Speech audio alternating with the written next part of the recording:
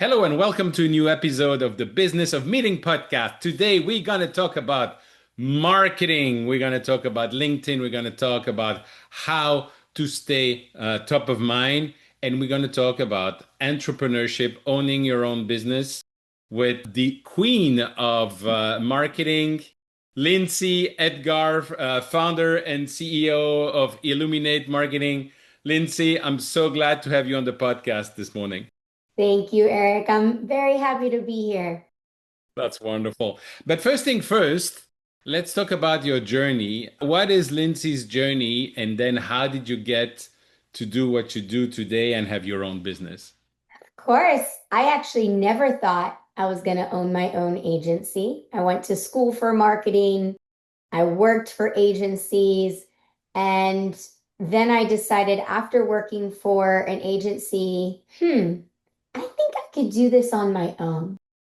And so I decided to do that. And I told myself, okay, I'll give myself 6 months. And if I pick up a couple of clients in that time, I'll keep at it. And if not, I'll find another job. Well, fast forward, it'll be 12 years actually this month. Wow, I obviously picked up those two clients and then some, and I didn't turn back. And so now I'm here. And it was honestly one of the best decisions I've ever made. that's awesome. Take us back for a few minutes to that moment where you basically decide to start your own business, or there was an external event that happened. When was the moment when you say, I'm going to do this? And also, how did you find those two first clients? Of course, great question. So I had noticed at the time, so when I was working within digital marketing and social media 12 years ago, there was really a gap in the market for small business owners digital marketing. We were on social media and we were seeing these massive 400, 500 companies doing social media and having great, authentic content. But then you go to the small business owner and that same appeal with that, great graphics, great content, it wasn't there. There was a gap. And so I thought to myself, why couldn't a small business owner have the look of a Fortune 500 social media without the Fortune 500 price? And Hmm. so that was really the catalyst to starting Illuminate Marketing was to let's create authentic quality content for the local businesses in my area to help them grow. And that is really how we started, and that was the focus. How I got the two clients started with networking. I did a lot of networking prior to starting Illuminate Marketing. I was members on boards. I did a lot of nonprofit work. And so I think that was really the beginning of bringing on clients was more face to face. And then over time, it did evolve into online, bringing in leads. But at the beginning, it was a lot of networking. That's wonderful. When you start your business, so you're going from a large structure where you have a lot of people around you, and then you end up, and I've been there, you're on your own. In the Yeah. morning, you see the potential client, the head of the company, and in the afternoon, you are at the supermarket because there's no more soap in the bathroom. What is the feeling? And were you in an environment that were very supportive, or people that said, "Oh, you shouldn't do that; it's too risky"? Yeah, I was very lucky that all of my friends and family were extremely supportive in this endeavor. Both my parents thought, why not? You have the drive, do it. My husband also. And so I remember it was right before Memorial Day weekend when I decided, okay, I'm going to do this. I'm going to create my own agency.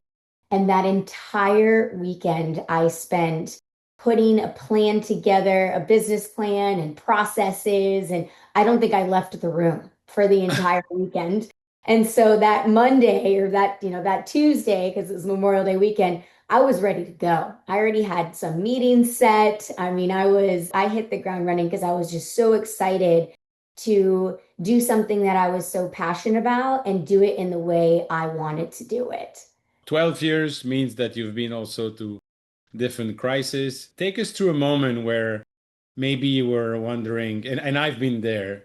several I times think where all I'm thinking, entrepreneurs have. why did I do that? Why? And what happened afterwards? Yeah, there's certainly at the beginning, I had started the business in my early 20s, so you don't know what you don't know.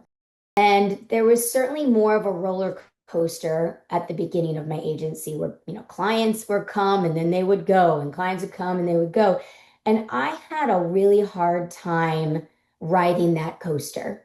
I'm somebody who likes more of the even keel. I don't like the ups and downs. And I had my hands in everything within the agency. I attended every meeting. I went to every single thing. And as I grew, that became an impossible task. And so there were times when I would wake up in the morning and go, man, it would be just a lot easier if I just worked for somebody else, got a salary, clocked out at 5 o'clock, and called it a day. And I had those thoughts. I had those thoughts quite often at the beginning, but I think I knew how much I loved what I did, and I knew that I could continue to grow this. And so I just stuck at it no matter what. But I definitely had those thoughts like, oh, I would look over at, friends of mine who had like that salary, that paycheck that would just not just come in every 15th and 30th and go, man, that must be nice. That must be really nice to have that. But then, years later, when we got more of a steady stream and things weren't as roller coaster, now I go, okay, this is why I worked hard and had those difficult times. That's awesome. I love Winston Churchill who said, when you go through hell, keep walking." Yeah, yeah, just keep going. When I started my first business, and gosh, in September, it's going to be 30 years, believe it or That's not. amazing. So it's, Congratulations. thank That's you. It's awesome. another century. But when I started my first business, it was a corporate event agency. And so my two first clients were Johnson& and Johnson and Café de Colombia Juan Valdez. Not a small first client to bring on. That's Right. pretty impressive. But I was saying, these are my clients. This is my brand. Nobody's going to do it better. And for 2 years, I was like, okay, the project is over. I need another project. Oh, great. I have another project. Nobody's going to touch my client. And turning like that, almost running like a chicken with no head, until finally I started to structure things. I started to hire people. So, how would you advise somebody who has their business? They may be a solopreneur, they just started. What is the first thing that they should be doing, and who is the first hire that they should be hiring?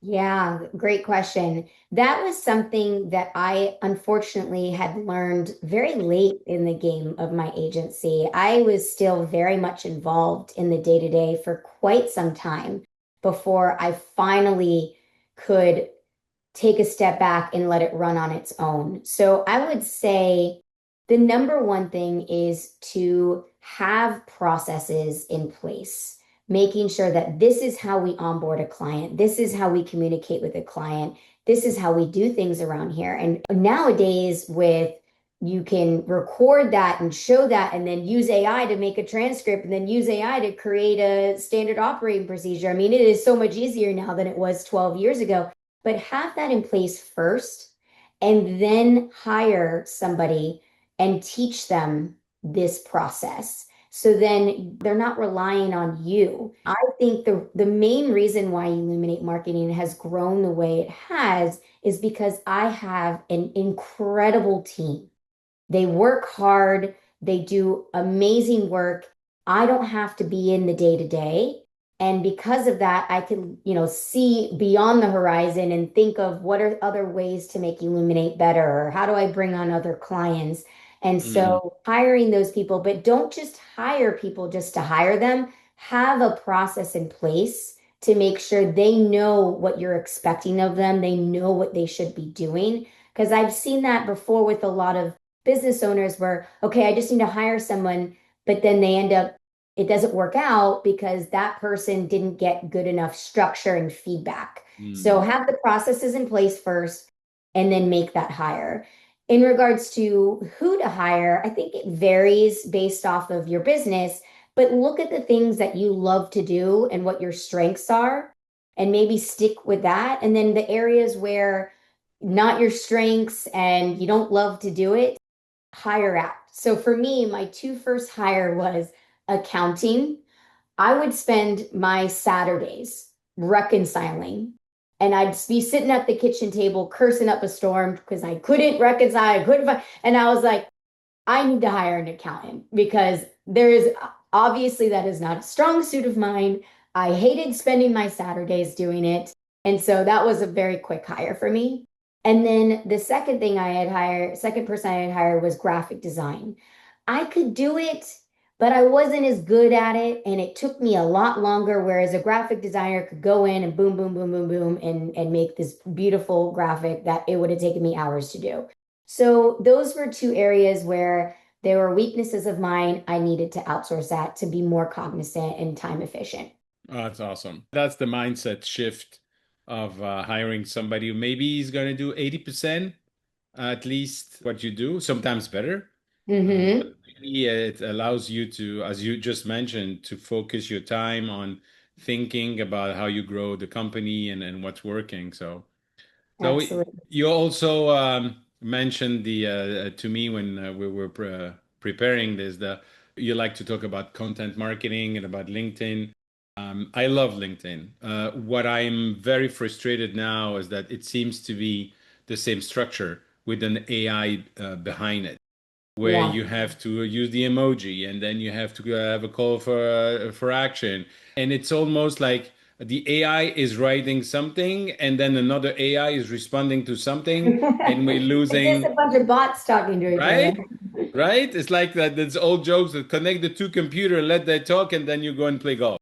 So, what's your take on content marketing and LinkedIn? And more importantly, what's your take on authenticity and how to differentiate yourself in a crowded market? Of course. So content marketing and LinkedIn marketing, those are our specialties at Illuminate. And truthfully, about 5, 6 years ago, I really started to lean in on LinkedIn. And now LinkedIn is our number one lead source where I close majority of my clients. So I get a lot of people who come to me and say, "Oh, well, LinkedIn is just a bunch of bots and people just trying to sell yourself." And I don't disagree. There is that. But if you kind of get through that muck, there is so much opportunity on LinkedIn and how to make LinkedIn work for you is number one, to be authentic and to be Mm, real. Because there mm, is now with AI, as everybody's using that term AI slop, there's so much out there. So for the people that go the extra mile and create content that first they highlight who's their ideal clientele, who's their super consumer, and what keeps their super consumer up at night? What are they thinking about at 2 a.m.? That's the content that you need to think about and put together. Provide value. Don't come mm, out the gates. Look at me. I won this. I got this client. Look at how awesome I am. And yes, there is a place for that. There's a place to showcase your team and your credibility. But majority of that content needs to be value add. Give, mm. give, give. And so consistently providing content that gives and provides value is going to increase your thought leadership. It's going to increase the amount of people who see you, which in turn, when they need your services, you're going to be the first one that they think of. So consistency on value add content is where you're going to win on LinkedIn. Interesting. And how do you find the topics from one week to another? Is that okay to come back and speak about the same topic after a while, or you absolutely need to find always a new subject? And linked to that as well, I hate when people are posting so they expect to show your entire private life. I mean, Yeah. I'm okay to speak a little bit about myself, although I hate it. But this thing about showing everything in your life, is it me or is it the way that people should be doing? Great. To answer your first question on how we come up with topics, there are really two ways of which we do that. So, bucket one, this is for both our clients and myself, we'll come up with one main topic that month.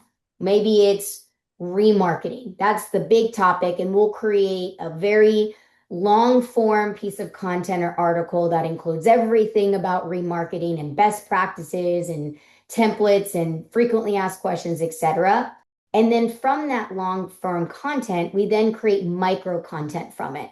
So one form, long form content, and then a bunch of small content throughout the entire month. And that's typically a best practice of ours.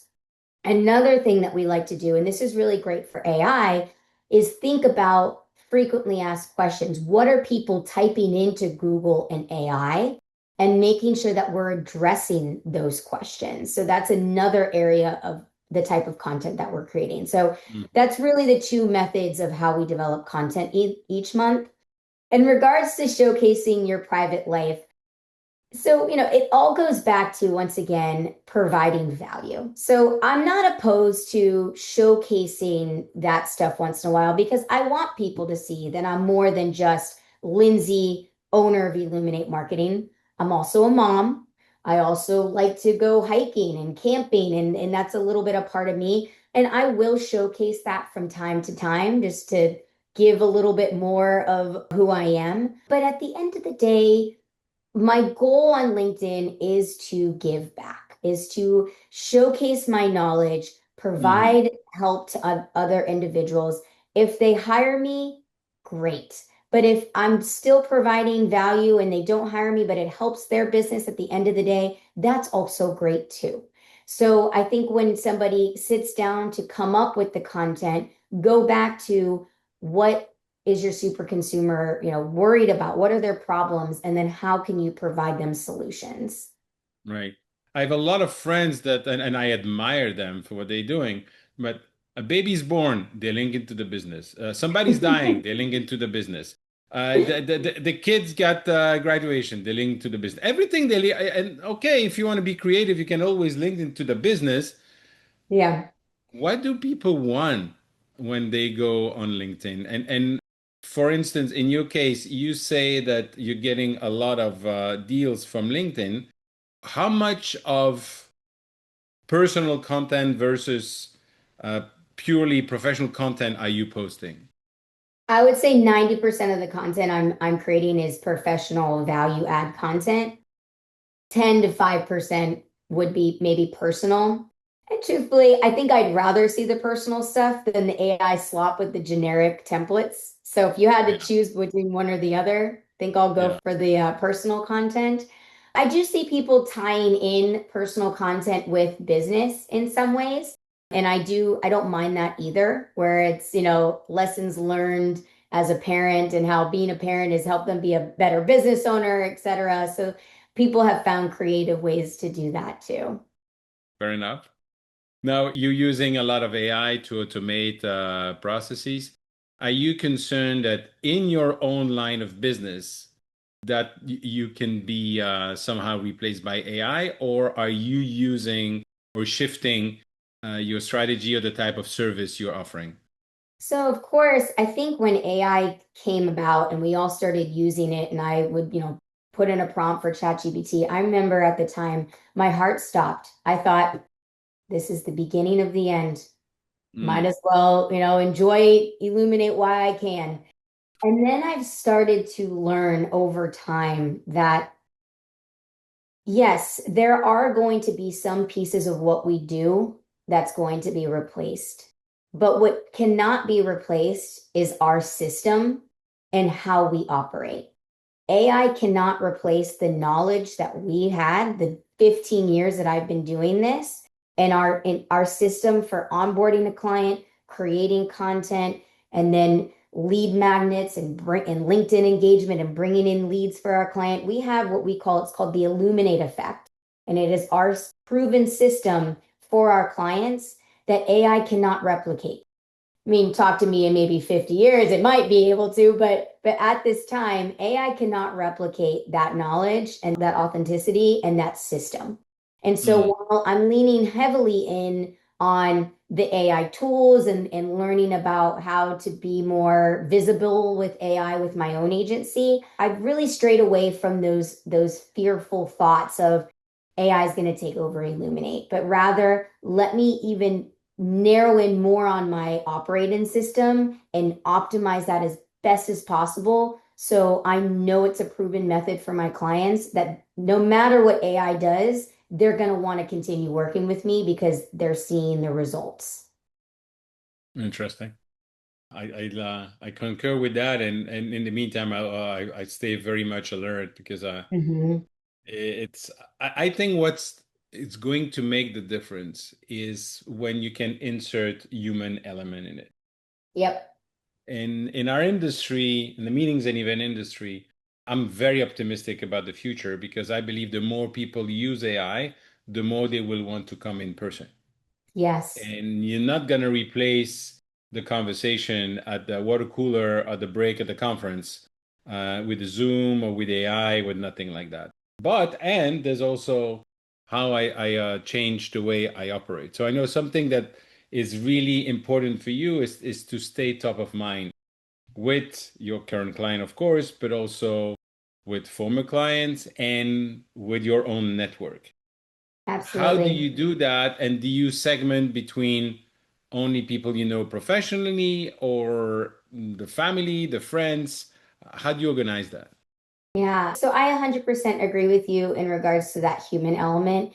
We're social creatures. I know AI is a great tool, but at the end of the day, we like to work with people. We want to socialize with people. So that's not going to get replaced. And I, in most of my workshops, I'll mention AI and content creation. And AI is great with research, coming up with topics. We use it all the time. And we also use AI to help us craft messaging or edit videos. But what AI cannot replace is the knowledge and the wisdom and the stories that our clients have garnered over the years. I have clients that have been doing commercial real estate for 30 plus years. There is a lot of stories and knowledge in that brain that we want to extract and showcase that AI cannot do. And so that's what makes our content elevated from, hey, let's just use an AI bot to create social media content. It's going to show, it will show. And so it's so important to make sure that you use your wisdom with AI to create strong content. In That's a great regards point. to top of mind material, I mean, so as we both know, consumption drives conversion. The more that somebody consumes of your content, the more likely they're going to work with you. And I heard that for a certain Charles Godet. yes, the wise team over at Predictable Profits, which is how Exactly. we know each other.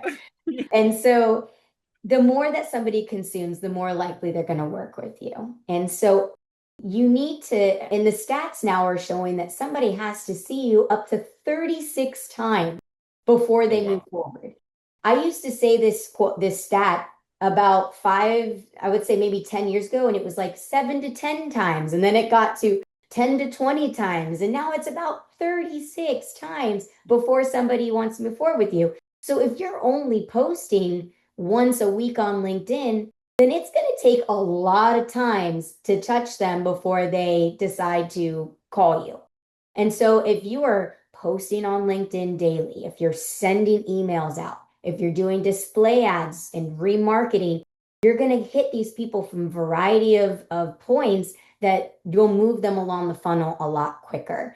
And so it's so important that you're consistently creating value add content in front of your network so then they see you multiple times. You're growing that credibility, you're growing that trust that they're going to choose you over somebody else. Wow. 36 time.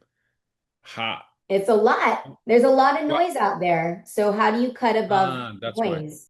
That's why I I think went from 5'7" to 36 now. there's just, yeah, there's so many more places for somebody to see you. And so how do you cut above that noise? Well, one, identifying that ideal clientele. Who is Yeah. your super consumer? Don't try to be everything to everyone because that message is going to fall on deaf ears. So Yep. narrow down who's your ideal clientele. So for us, our ideal clientele are professional service firms with a heavy focus on law firms, commercial real estate, and wealth management. That's typically where we fall. And so my content speaks heavily to lawyers, speaks heavily commercial real estate, to those professional service firms. And so they're more likely to stop and read my content because Mm, I'm speaking directly to them. And so before you even start creating content, take a step back and think about who is my ideal clientele and what do they want to see? And that's a good starting point to create that top of funnel content. awesome. And I was just thinking, those who have a meetings and event agency or are in the industry, obviously we all start with word of mouth and your personal network. But then the game is to be able to systematize, like you said, be able to hire people that can sell for you, and obviously make sure that you continue to deliver well. How do you keep in touch and how do you stay top of mind with all the people that you are meeting, whether they are prospect, their client, their past client, and also your own personal network? Do you do specific action or specific content, or do you just send a newsletter? What do you do to stay top of mind? Yeah, so fortunately, there's so many automations now that I can get in front of these individuals without me personally having to put it all together. So I'm a big fan of HubSpot. So individuals based off of kind of where they are in the funnel, they're in workflows, what they're getting emails from me. So, they might be in a lead workflow and they're getting certain type of emails, or they're a lawyer and they're getting certain type of emails. They're commercial real estate and they're getting certain type of emails. So we have different workflows based off of where they are in the funnel as well as what industry they're in. We also have different types of LinkedIn posts. So I make sure that when we're developing LinkedIn posts that I'm rotating between my different ideal clientele. We will occasionally will either boost these posts or put ads to these posts to that client, that specific clientele. I'm making sure to do display advertising. So if anybody who goes to my website and leaves, I have high intent individuals. So those who may have gone to multiple pages on my website or certain pages on my website, they're going to see a certain type of ad versus maybe somebody who just went to one of my blogs or just to my homepage and that's it. They're going to have a certain type of ad. But all of this stuff is happening behind the scenes without me having to do anything. It's all automated. Do I go in and check and see how the numbers are doing and make optimizations? Of course. But Mhm. it is, now there's so many tools out there that you don't have to physically be doing this every day. You can allow these automations to work for you. That's awesome. So, again, if we're talking about small business owners, I'm hearing you. You need to have your strategy. You need to obviously have first define your ideal client, your super consumer, making sure that you have the automation in place. That means having your own CRM, picking one, I and highly recommend having a CRM in place, no matter how small you are. I yeah, think a lot of smaller business owners think, well, I could just use Excel for now. And I was one of them. I used yeah, Excel for the longest time, and then I thought, I need to, it's easy for somebody to fall through the cracks if you're going to use Excel. Now there's so many other CRMs in place that you could use. absolutely.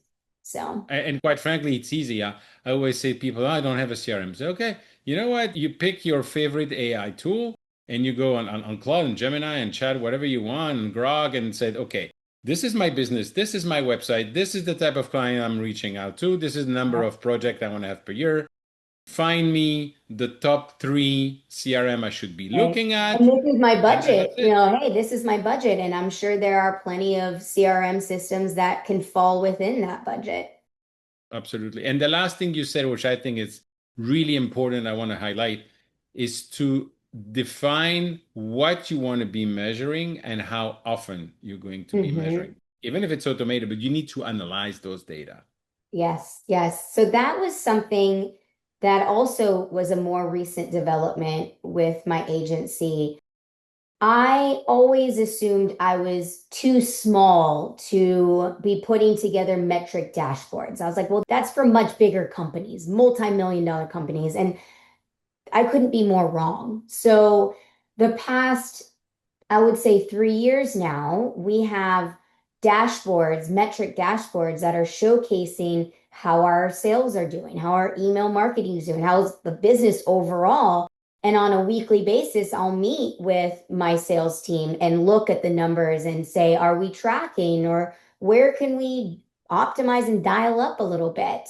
And so it's so important to go off of those numbers instead of gut. You can't just go off of gut. You have to look at your numbers and say, okay, this is not doing well. How do I fix this number? What do I need to do? And it can be a little bit overwhelming. So I would say start small Hmm. and create a dashboard where there's just some numbers. My metric dashboard has changed. I mean, we've had at least 1,000 variations of it, where there's one version and we've added more, but then we've got rid of some and we've added other ones. And so you keep reiterating, but make it so it works for you. Absolutely. And that's what it is, managing a business. And that's the stuff I love, truthfully. That's what I get excited about to, sit at my desk in the morning. Good for you. How many years would you say it took you to really now have a system in place with all the dashboard and all the meeting rhythm and all the organization? I would say it took about 6 years, 7 years to finally go, I need to make some changes, which is very slow, very slow, but you don't know what you don't know. I had hired some great, business coach and mentors that showed me the way, which is also something that I would consider as well as a business owner is goes back, you don't know what you don't know. So Yeah. utilize AI, utilize a business coach or a mentor to show you the things that you might not see within your own agency. So I would say I was able to kind of get out of the day-to-day weeds of my agency after maybe 4 or 5 years, but the actual system is a fairly recent thing where we finally have a process from not knowing who we are to closing a client. I obviously, and I'm totally biased there, but I love what you say about coaches. And especially if you're in the meetings and even industry, you should definitely reach out to us and work with Eric AI. But in all seriousness, whoever you are, whatever you do, if sports and athletes of top ones have coaches, everybody, it's a mindset of willing to learn and never stop Yes, learning. you always, as a business owner, in order to survive, I think one of the most important skills is a growth mindset. You can't say, this is how we do things around here, and that's it, because it's going to change. My agency looks a whole lot different than it did 12 years ago because of technology, because of how things are changing, the economy. And so you have to have a growth mindset. Lyndsi, time fly when you're I talking like know. I this. can't believe it did fly. I could keep I going. I could as well. I really love listening to you, and it's awesome what you're sharing. So thank you for that. I Thank still have two you. questions for today, if it's okay. Yes. The first one, how do people get in touch with you? So, of course, LinkedIn, since we spoke Yep. of it. So, Lyndsi, it's Lyndsi Edgar or Lyndsi Stafford Edgar. You can find me on LinkedIn. My name is spelled a little different, so you'll see it in the podcast notes. So, LinkedIn, you can also visit my website, illuminatemarketing.com. Those would be my two best places to get a hold of me. Wonderful. And my last question. In 1 year, when we meet with a bottle of champagne, what are we going to celebrate? Oh, I love that. Okay. So I think one of the main reasons I love this business that I built for myself is yes, we all love that financial, trying to hit certain financials. But what really drives me is time flexibility. I'm a mom of two young boys.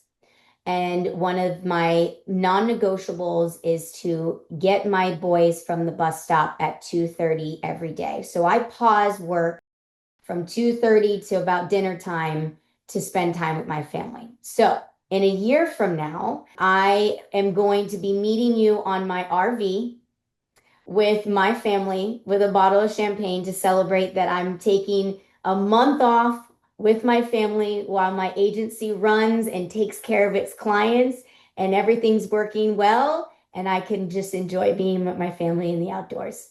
That's what we're I celebrating. love it. And if you go to the West, I'll can share with you the itinerary that I did with my family with an RV a few Please years do. ago. Right And now by we're the doing way, North Carolina loop. So, but yeah, now we're getting a new RV, and so we'll be making our nice, way out west, I'm sure, very soon.